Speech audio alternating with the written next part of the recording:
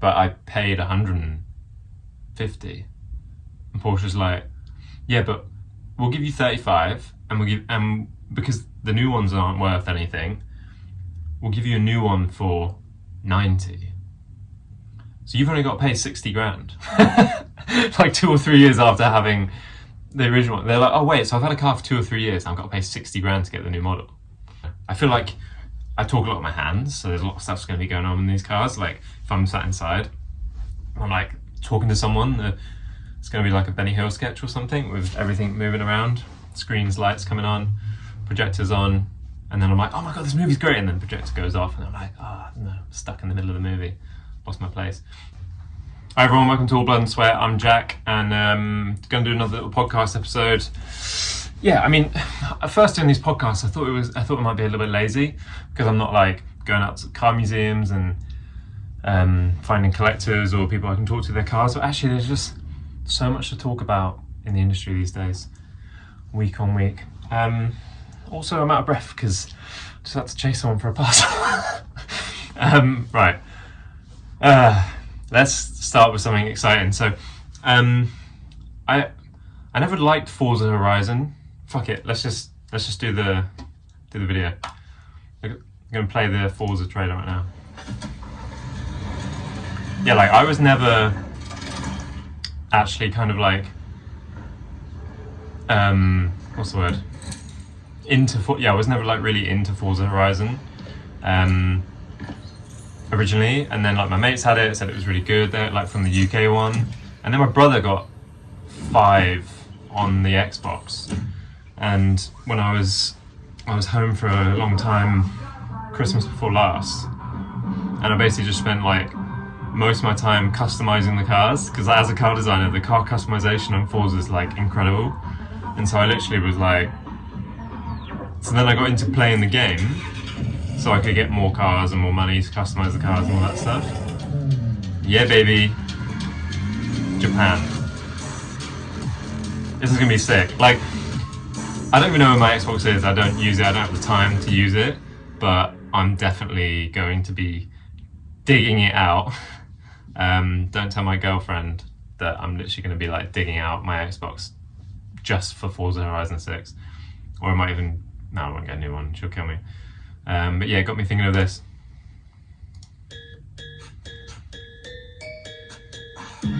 You just know there's going to be like a massive drift scene on Forza Horizon 6 if it's in Japan. It's going to be amazing. Am I going to get like a strike? I don't want to get a strike. I don't even make money on YouTube. Hopefully I won't get a strike. So yeah, Forza Horizon 6 in Japan. It's going to be incredible. There's going to be like the JDM crazies. Oh my god. Do you remember? Have you seen, what's that? There's like there's a type of custom cars that they do in Japan. Maybe I should ask Beasley this. Custom cars. A friend of mine is a designer living in Japan. Japanese custom car scene, and it's like they have like crazy exhausts and stuff. Let's go for that. Craziest car scene. Primarily refers to the Bossazuku culture, which features extreme long, often multi-tipped exhausts, some measuring up to 2 meters, known as takeyari or bamboo spear exhausts. Look at this. Look at that. This is insane. It's cropping off the screen right now.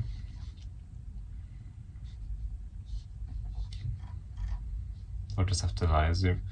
Yeah, here we go. Open this in the new tab. Well, that didn't work. Bozuku car culture in Japan. Look at this. I wonder if you can do this on Forza Horizon 6. The like new custom features would be like, yeah, I mean, I hate just everything wrong, everything that's like wrong with car customization, car design, but it's like so right in the way that people just get to celebrate being themselves and stuff. Traces its roots all the way back to the end of World War II. Japan wasn't in very good condition, so they started sticking 2 meter long exhausts on everything. Look at that splitter. I mean, those wheels, I mean, that's the thing with Japan as well is like, most of their car culture, I suppose it's getting similar in the UK. It's like you can't actually drive that fast because it's very in the big cities. I assume, actually, I've not been there. It's on my bucket list. Need and want to go. How kamikaze pilots create this absurd car style? Interesting. Anyway, yeah. When Forza Horizon 6 drops, we're going to be competing to do the craziest Bosuzuku car customization and drifting it around Mount Fuji. That would be amazing. Anyway, right. Next thing, I came across this when it happened in September. It's the Tutubene hill climb. It's like, looks like one of the nicest hill climbs I think I've ever seen in my life. I've been to a few hill climbs. If you've not been to hill climbs and you're a car guy, go to hill climbs. Like they're so cool because people just have very expensive cars that they drive in anger up a twisty, winding country road, essentially, with nothing more than a few hay bales. And I know, like, generally the word hill climb is quite popular now because of Goodwood, but the Goodwood hill climb itself it's like a parade thing, marketing stunt for car brands. It's not really like a tough hill climb. Whereas you go to like Shelsley Walsh, which is like my first YouTube video was Shelsley Walsh hill climb, and it's a rubbish video by if I can say so myself, but because you don't really like see the whole hill climb. I would love to actually like sit in the car and go up the hill with someone. If you've ever been up a hill climb, even if you're in control and you know what you're doing, it's still scary. But when you're not in control and you don't really understand it, or you're not used to being in cars driven at anger, it's fucking terrifying. But yeah, this Tutubene one, it's in Italy, which is like, who doesn't love Italy? Where is it actually? Motorone. Italians, correct me. Sorry if I sound a bit ill. I think I'm getting ill. I need to smash some Sambuco. My mate Matt is always like, whenever you're ill, smash the Sambuco. Basically just lots of vitamin C and some blackberry stuff. But yeah, like, I need to go to this one. I also just like, I love the branding and stuff. It's so Italian. And then Genesis had Andre Lotterer taking the Genesis up the hill. Also, the design of this Genesis is mega. Like, I love Genesis design language, actually. I think it's really good. I'm really impressed with it. I mean, the whole Hyundai group in general, I think is doing well, but Genesis is like carved out a design language, which is tough these days, like especially to do one from scratch and to do it in arguably quite a pure, but still, let me turn this down a bit, I don't want to get strikes or whatever. Like, quite a pure design language, clean, but still have like nice sculpture and nice form to it. It's a tough balance to strike, because quite often when people try too hard to make like a sculptural design language, it can look organic or it can look a bit baroque. I know it's opinionated, it's subjective, but it's an opinion at the end of the day. It's my opinion. So yeah, Tutubene hill climb looks mega. Looks like something that yeah, I need to do a road trip to 1 year while I'm still in Europe. Right, look at that car. That is very cool. I want to hear it again. Are you gonna go up the hill again? Yeah, maybe here. If he does, I'll whack the volume up. Okay, the dog, it's cute.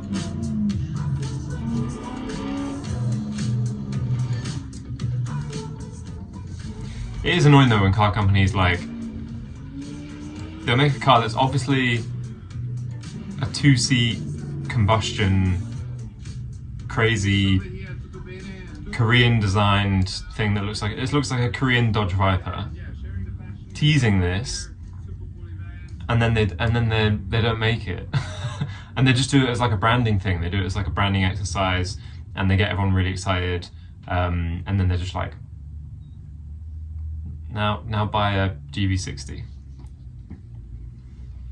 And yeah, they've got a racing team and whatever, Genesis Magma Racing, so like, and they're doing like Le Mans stuff, but like, we want the road car. Maybe it's because everyone is terrified of the car industry in terms of all the car brands have no idea where the industry's going.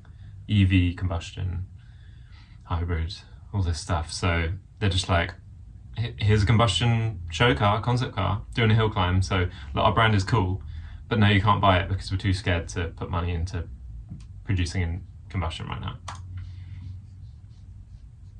What's the sound? Come on, Genesis. Look at that design. I'm not sure who the designer of this is actually. Maybe, is it Samir Sadikov? I know that a lot of the language and stuff came from the old Sasha days when they did the Mint concept and another one. I'm not sure if they had the sort of 2-bar lights that Genesis has now. Anyway, very cool. Go cheeky like. Right. Another thing I saw is this.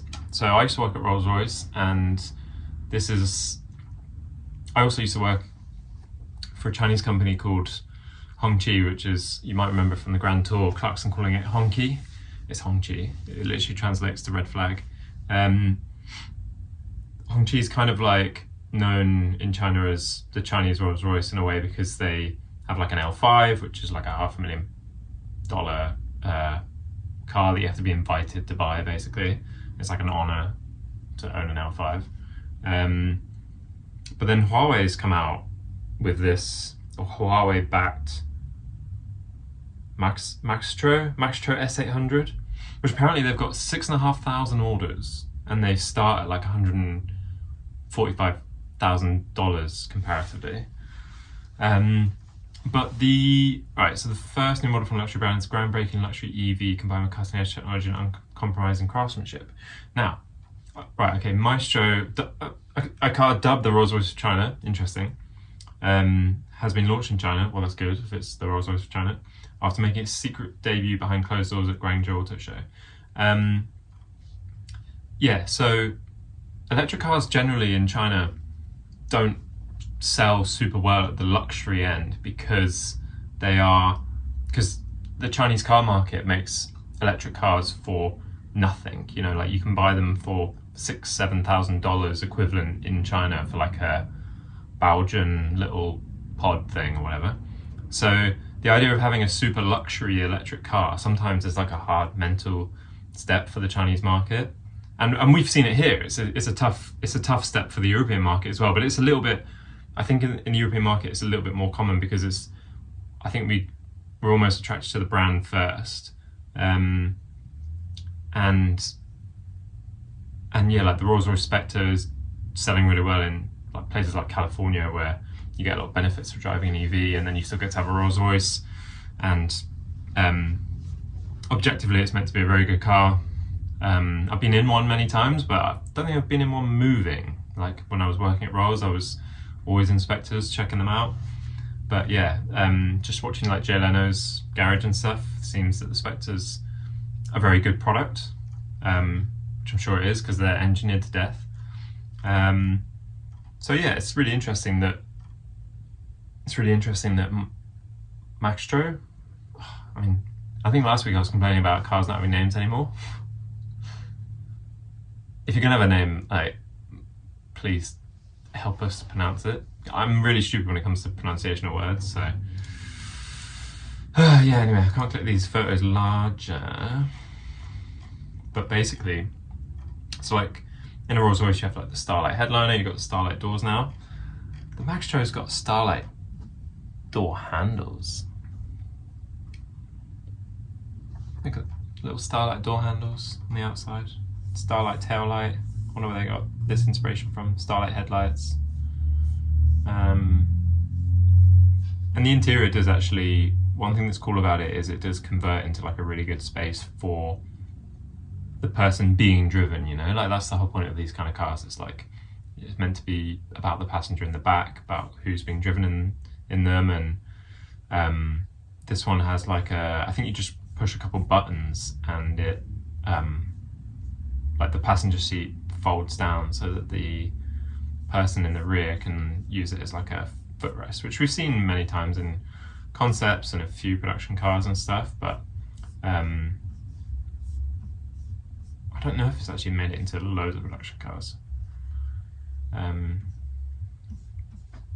around with the zooming thing, yeah, I mean so like I worked in aviation back in the day as well, like to get fully flat sleeping or fully flat like beds is quite a big deal, and obviously it's like for safety it's quite an issue because of if you crash, your seatbelt's not going to do a lot if you're flat. You're just gonna, there's some complications there. So like, I know like, a lot of car companies have been trying to get to that similar level of luxury and struggling for obvious reasons, because car safety is a lot different to aviation safety or whatever.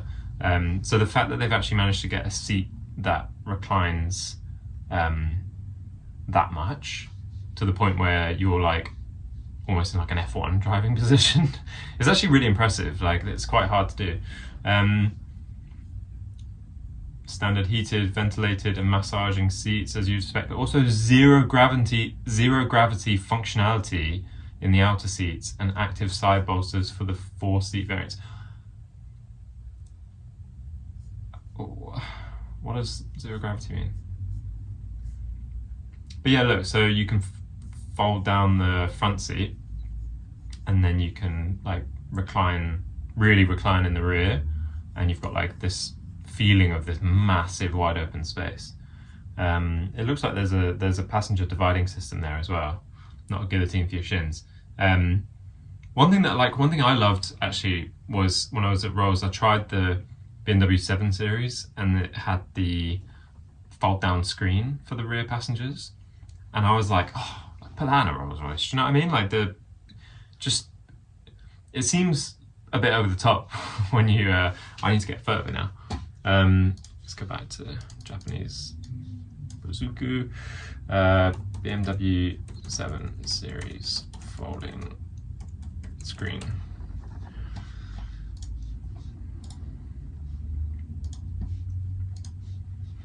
Yeah, so like when you first look at that, you're like, oh come on, that's a bit much, isn't it? Like you really need a screen that big. We've gone from having like bring your own device, iPad or like phone holders on the back of seats or iPad holders on the back of seats to like a fold down, what must that be, corner to corner, 55, maybe more, inch screen in the back. I mean, like the Netflix to-dum will shake you out of your seat, do you know what I mean? Like you could have that through the massages as well, so when it's like oh, sorry, shaking the camera.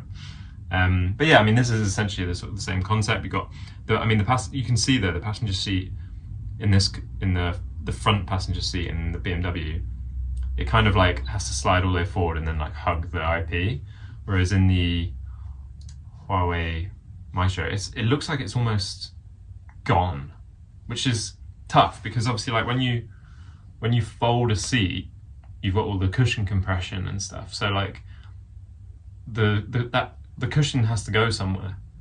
So either they're doing that and maybe like rotating the whole seat, or it goes down maybe into the floor a little bit. Maybe, don't know where the batteries are in this car, but maybe there's like a gap there or something and it's going into there.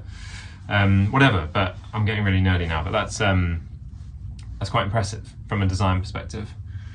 Okay. It's a projector screen. I should have read this before I started trying to figure out if that was like just I thought it was like one of those like old driver to passenger dividing elements, but no, it's a projector. It's pretty cool. However, one thing I will say is, what if you've got like a tall driver? Surely then their furthest rearmost position of their seat must be limited by the projector screen. Otherwise, you're just going to get like a big warp, like as it's like going around their seat. You know, watching like Finding Nemo and Dory's just like, woo. Starlight headliner, yeah, we get it. Rolls-Royce invented it 20 years ago, now everyone's copying it. Cool. Obviously, you get a removable phone because it's Huawei backed. I wonder who makes the phone. Yeah, anyway, I mean, 6,500 pre-orders is pretty good. Oh yeah, one thing I did like, I saw a video. This is also kind of nerdy from like a interior design or aviation perspective. Let's see if we've got photos of it here. Wait, what is that? Anyway, let me stay on that comment first. They have a they had a table that has a... Oh, okay, you get to call it over like a little dog. Hey boy. Yeah, they have a table. Okay, that's quite cool actually. Gestural closing doors is quite good. Oh, and the seat moves as a gesture as well. That's quite nice. And the windows dim as a gesture. I feel like I talk a lot with my hands, so there's a lot of stuff's going to be going on in these cars. Like if I'm sat inside, I'm like talking to someone. It's going to be like a Benny Hill sketch or something with everything moving around, screens, lights coming on, projectors on, and then I'm like, oh my god, this movie's great, and then the projector goes off, and I'm like, oh no, I'm stuck in the middle of the movie, lost my place. Anyway, what I was trying to talk about was the table has a little makeup thing, which I thought was quite cool. Where is it? Show me the makeup. I'm really getting into the weeds now. Sorry. It's here somewhere. I will find it.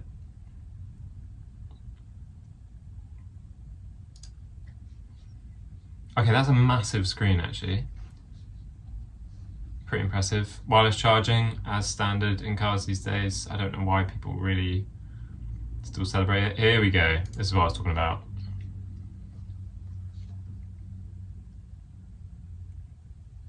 So a fold-out table's nice. It's still quite rare in a car. And then they've got a little makeup thing on the back, which I didn't even show. It has like a little makeup mirror on the bottom side of the table. So like when it's fully out, it's underneath. And it's the furthest bit away from you, so you're not going to hopefully hit your knees on it. Loads of storage, loads of cooling, bits and bobs. Oh, it's a safe. Got the Heart of the Sea from Titanic in there. That's impressive. Anyway, that's the Maestro. Oh god, whatever it is. Next up, Porsche officially puts EV plans on hold, developing new petrol models instead. I mean, talk about like safest bet of the century, right? We all knew this was coming. Porsche's delayed incoming EVs models in response to poor demand, extending the lifespan of combustion-powered models in the process. Now, what I really want to know is, I mean, we all know why this has happened, right? Because the electric, like the Taycan, everyone loved the Taycan. It's a fantastic looking car.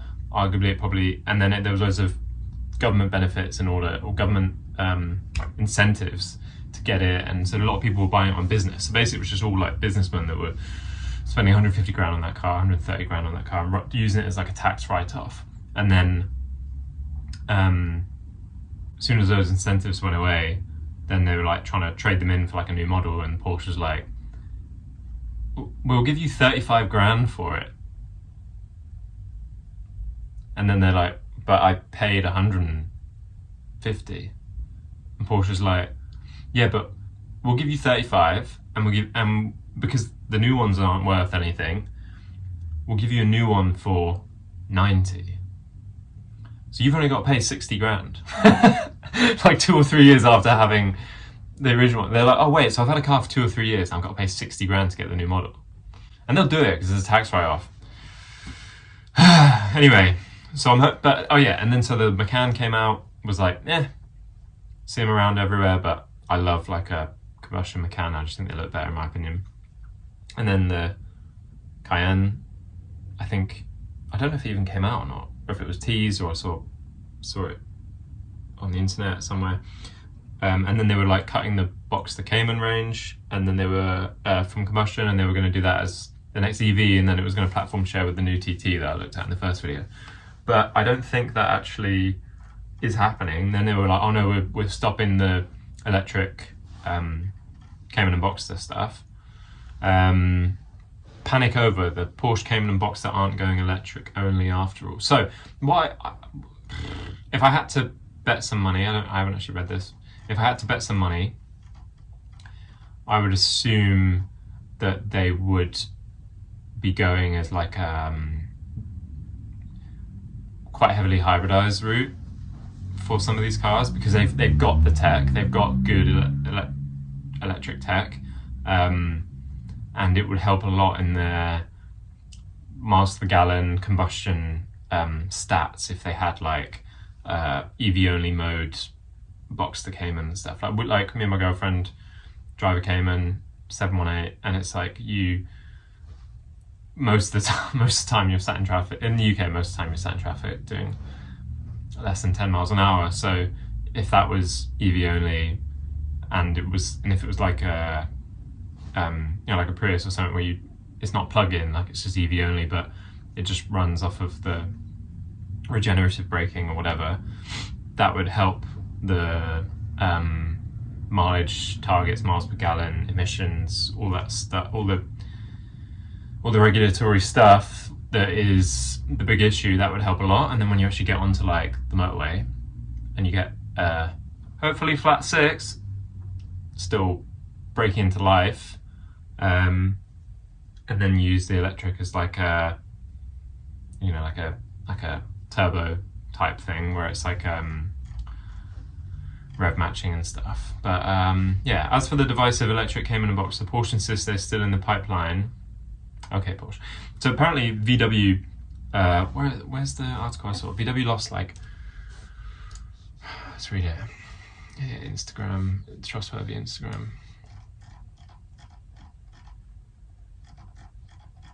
Here we go.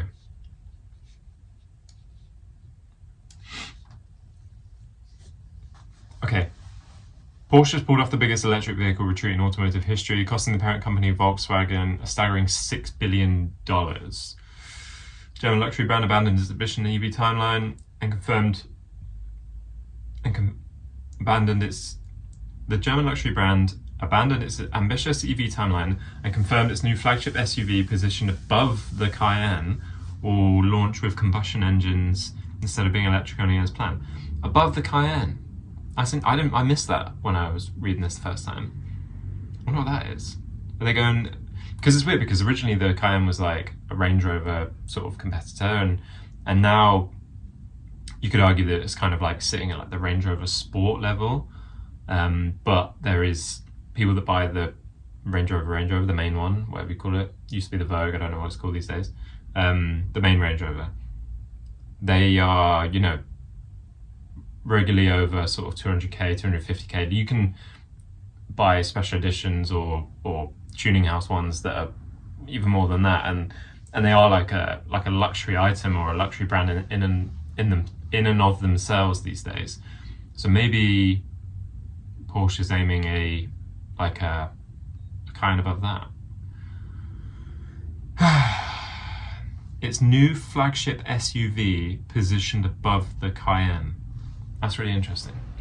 Anyway, the K1, Porsche's upcoming three-row ultra luxury SUV, was supposed to be the crown jewel of their electric transformation. Instead, it will initially debut with traditional combustion and plug-in hybrid powertrains only. Plug-in hybrid powertrains only. I mean, like, the Cayenne was hybrid, they had those like e-hybrid badges on the side with like the green backing for well over 10 years, maybe even 15. So, and they all sold really well because a lot of people in London had them. Like, I remember when I lived and worked in London, and most Cayennes or big Porsches you would see would have the e-hybrid on the side, because that's probably the only way they can get them in and around London affordably. Yeah. And changing customer demands for premium EVs, i.e. no one wants them. The numbers behind this retreat are brutal. Porsche's strategic realignment will slash 1.8 billion euros from its... Did I say dollars first time? Oh, it's in dollars at the top and euros halfway down. Will slash 1.8 billion euros from its 2025 operating profit, dropping the company's margin to just 2%, a devastating fall from its historical 8 to 10% returns. And all of that percent will be 911s and, you know, things that people actually want. In my opinion, if you want an electric car, go and buy an Audi or a VW.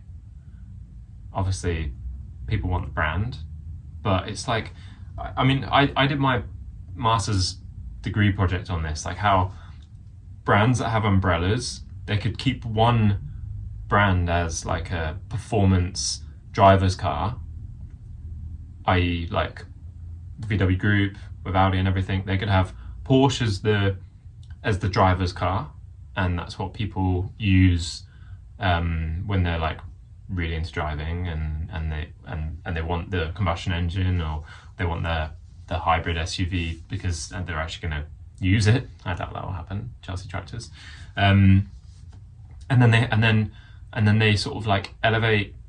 They use like another brand under their umbrella, such as like Audi or VW, as like, well, it's the same product but it's electric, or it's, you know, it's the same offering but it's electric.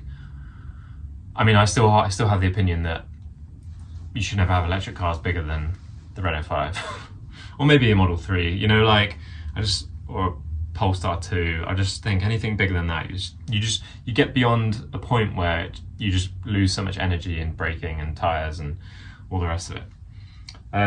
Anyway, Volkswagen absorbed the bigger hit, taking 5.1 billion euros in restructuring losses while cutting its profit forecast from 4 to 5% down to 2 to 3%. What went wrong? The luxury EV market proved far more volatile than anyone expected. Despite launching successful models like the Macan EV,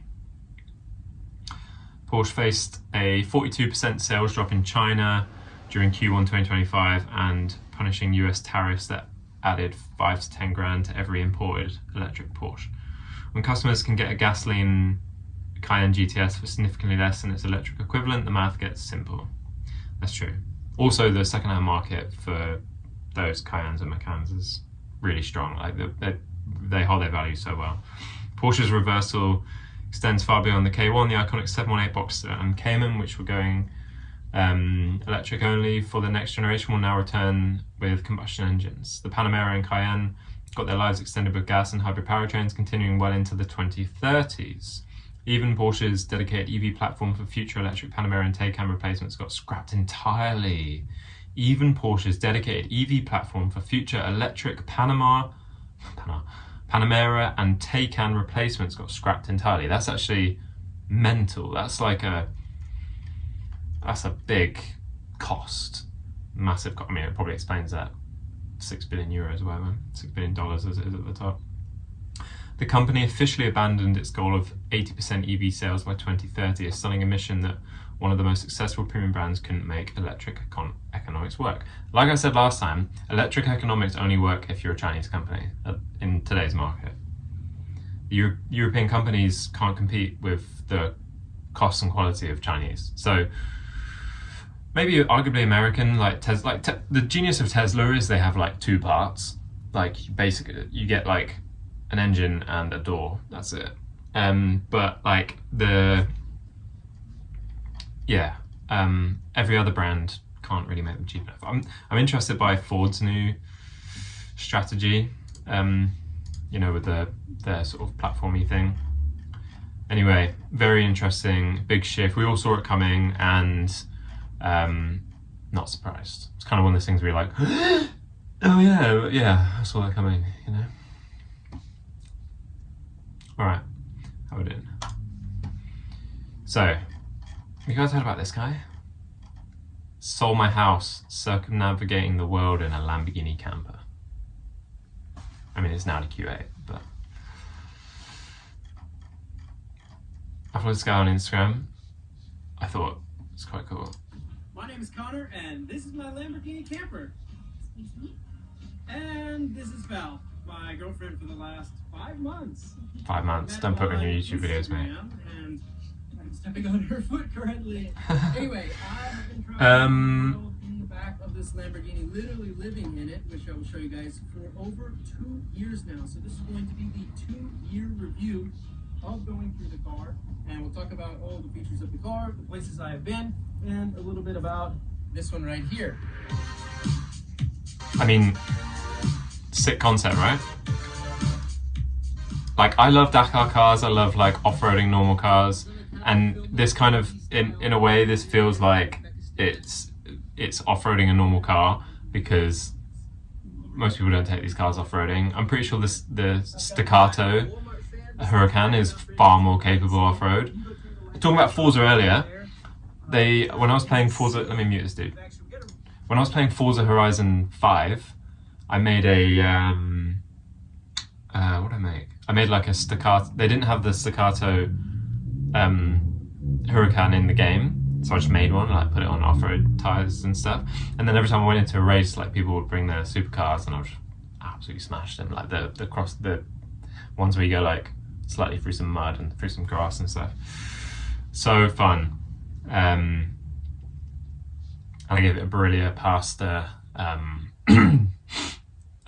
livery, which might have been sort of culturally not very appropriate, but it was cool. It it had a color shift from green to red. I was gonna say maybe I should go through these like liveries that I made on Forza Horizon 5, but A, I think my brother deleted his account and therefore deleted all the liveries I made, and B, I'll probably get cancelled. Anyway, so yeah, Camperghini,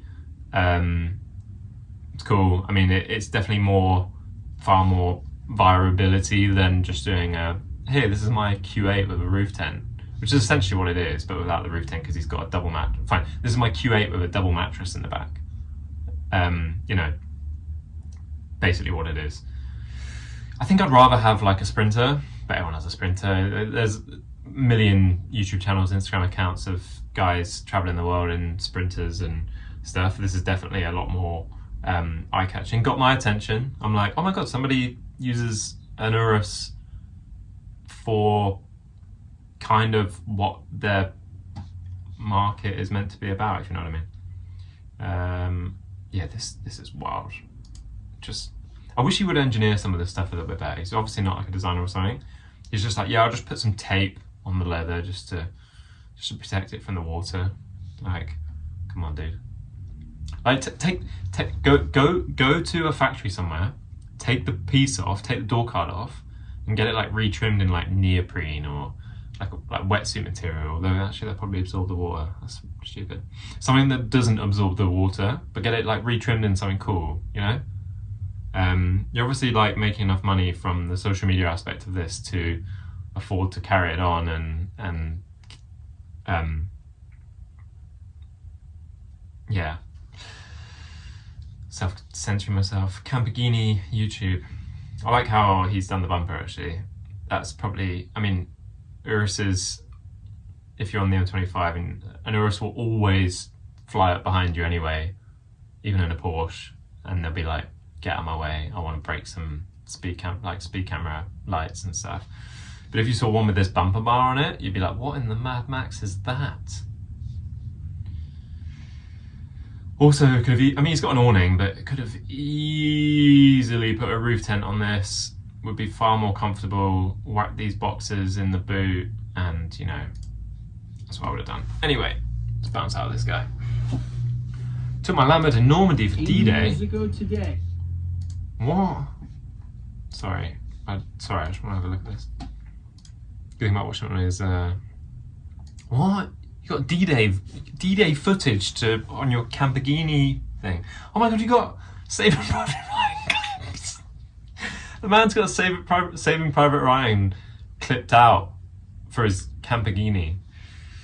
I'm not roasting you. I was surprised. I mean, I'm all up for doing what you want online, and if people make fun, then go for it. Do it to me. I don't care.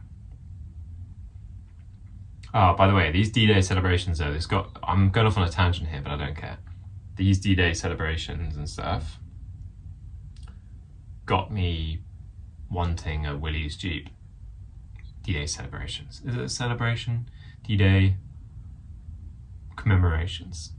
Let's call it that.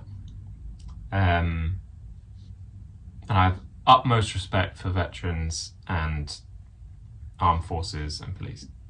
But yeah, I was just looking at this going, I need a Willys Jeep. I watched Richard Hammond go over there and with the, is it the Rolls-Royce or the Bentley? I think it was a Rolls-Royce that General Montgomery like used around Europe, and they like landed it on the beach and drove it up the beach and stuff. Not actually on D-Day, obviously. and yeah, and in that Richard Hammond's workshop thing, he was driving around in a Willys on the beach, and I was like, I want it. I also like the big old trucks they have where, you know, like in SAS Rogue Heroes, like they have the first long range desert group trucks. What are they? Is there any in this video? I'll have to find it. Oh, it's nice to enter the cemeteries and stuff. No, there's SAS Rogue Heroes LRDG. So when the LRDG turn up, wait, is this actual footage? Yeah, these trucks. Look at that. I don't know what they are. Did they say it? Probably not. They're probably talking about the LRDG because that's probably actually what the video's about. But yeah, just these trucks. I'm like, oh, they're just really cool. Like I love this kind of like old American look. I don't know if these are American trucks, but I like that kind of style. And if anyone hasn't watched SAS Rogue Heroes, like go and do it. It's great. And like the LRDG itself is super interesting, with like Mike Sadler being still alive as of the Willys. Mike Sadler was still alive as of like when they did the interviews and stuff. Where did they say it? Condenser systems, reinforced suspension, wide low pressure desert. Alright, I'll find out what they are. Let me Google it. What 3 words? What vehicles did the LRDG use? Yeah, Chevrolet trucks, there you go. Chevrolet 30 CWT 1.5 ton trucks. So cool, or is that just me? Epic. Alright, cool. God, I'm flapping. Camperghini. Right, well, on the subject of Chinese EVs, which I feel like we're always on, Chinese electric car is the fastest car in the world right now. 308 miles an hour speed record. And yeah, impressive.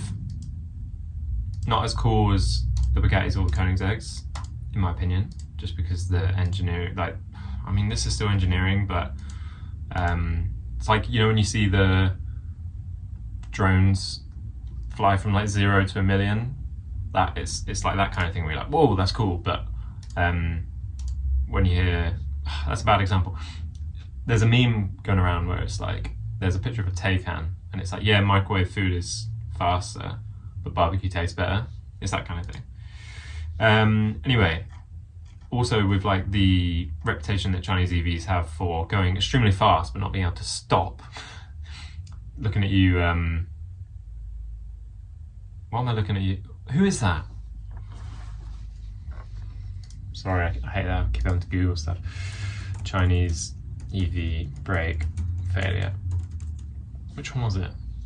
Yeah, the SU7 Ultra. SU7 owners find out it's not meant for track use. Yeah, because it's like, oh my god, this thing goes so fast. It's incredibly fast. It's going to smash all the records. And the brakes are made of papier-mâché. So yeah, hopefully this stops. And 300 miles an hour. Pretty cool. It's the ride around Koenigsegg. Koenigsegg's like one of my favourite brands, hypercar brands. It's just mega. 43 minutes. One thing I want to look at from Autofolio. So the Maserati's depreciation crisis is scaring off buyers. Yeah, and it's like, why is Maserati like one of the heaviest depreciating luxury brands? And I mean, there's a few reasons. Like, I mean, yeah, shocking stats. Levante, 72% of its value after 3 years of ownership. Ghibli Ultima, 70% of its value. Quattroporte, 70% of its value. Why is this happening? Poor residual values. Maserati hasn't created enough confidence in the used market. Dealership slash prices to move in inventory and buyers noticed. Brand confusion. Positions as luxury rival to Porsche and BMW. Maserati models often fall short in terms of tech refinement or performance benchmarks, leaving them in a grey zone few are loyal to. Couldn't agree more. Now, I love some Maserati products. Like, some of them are insane. Like, let's just go on my go-to favorite Mr. Mate, and let's go to Net Car Show. Let's go to Maserati. Now, I would argue that a lot of their like recent design language is just whatever, you know? It's like I would rather have a Alpha Giulia the cloverleaf one than like the Ghibli or maybe even the Quattroporte, because I think that the Ghibli and the Quattroporte as they are right now look like really bog standard. Like if you go to China, I know that's a bit of a weird thing to say, but I assume if you're in the car industry, some of you have been to China. A lot of the sedans have this kind of look, like the lights from 2005, basic light catcher, really standard. There's nothing, so like Autofolio, rightfully so, talks about how the brand is a bit lost, but I think the design is a bit lost. Look at what other brands are doing. Like even look at like what Ferrari. I think Maserati and Ferrari is still both owned by Fiat, I'm pretty sure, as well as like Alfa and stuff. But like they look like quite boring. In my opinion, all of this is opinion. I think they look really boring for like sedans. I think they need to inject some sort of like old Maserati flair. And the M6 Streamer, I saw it at Goodwood. It's in my Goodwood video. I mean, sorry, let me just go on at this first. The MC20 and stuff, like, I think it's a stunning car. It's gorgeous. It's just, it sounds amazing. It looks amazing. It's like perfect size supercar. It's quite small and stuff. Maybe arguably it's, I don't even know how much they are. Maybe a little bit too expensive new. Like people would rather get Ferraris and stuff. That's MC20 price. Auto Trader. Go away cookies. So new from 225 grand, you can get a really good secondhand Ferrari for 225 grand. Like it needs to be, I think it needs to be like 911 money. And yeah, you can get 911s for 225 grand, but they don't start at 225 grand. Do you know what I mean? Running costs 1 out of 5, reliability 3 out of 5, safety 2 out of 5, interior 4, features 4, performance 5. Yeah, so like all the Italian stuff, interior features and performance, great, and all the Italian stuff, reliability, safety, and running cost, bad. So it's like people spending this money will go to a Ferrari because it's more worth the faff, because they want the brand, or a Lamborghini, whatever. They'll go to like a Huracan or a 296 because they're like, oh, you know. And how much is a second-hand 296? While we're on Auto Trader, Jayco from 243 a month. Talk about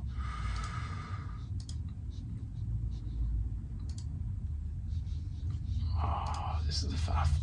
I'm just gonna Google it.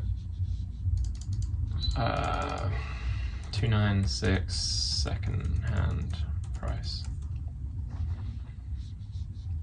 Auto Trader used.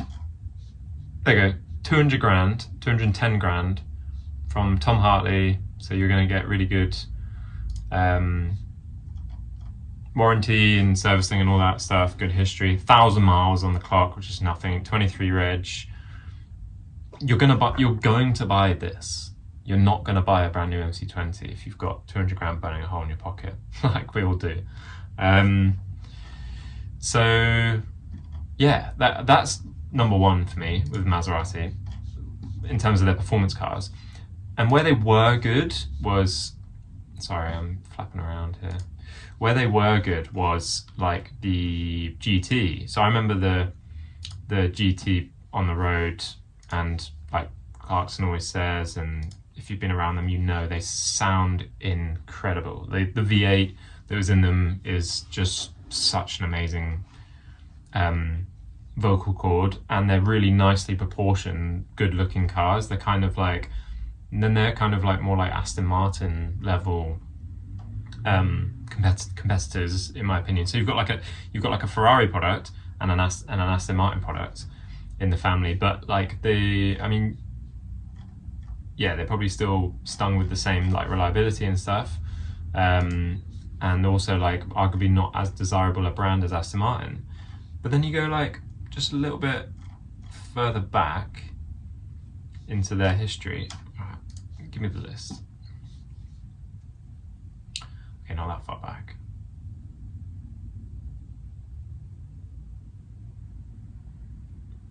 Okay, like early 2000s.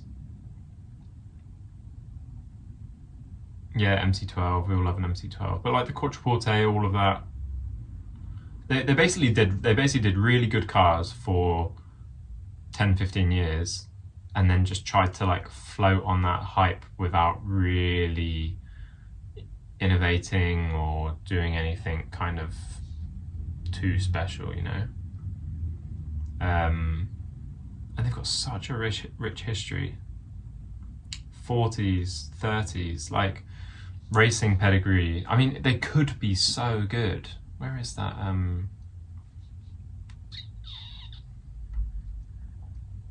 MC Extreme, here it is. So yeah, I saw this thing at Goodwood, which is like going more towards where they should be, in my opinion, because like I don't really like cars that are like over-winged and over-finned and stuff. I prefer things that are a bit cleaner, but I would argue that Maserati needs to do something like this to stand out and to like elevate the rest of their brand up to a level where people want to invest in it. You're still maybe arguably not going to get people into MC20s with this, but they could do like a bit more of a halo product and special things, and also stop doing it just for the track. So like take the Extrema language and take a Quattroporte and do like a Valiant with a not a Quattroporte,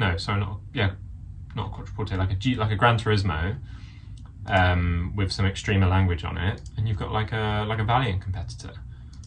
And then make an MC20 you can sell for 120 grand rather than 220 grand, and then you compete with 911s, not Ferraris, and you're in a different like world in terms of where people are spending their money then.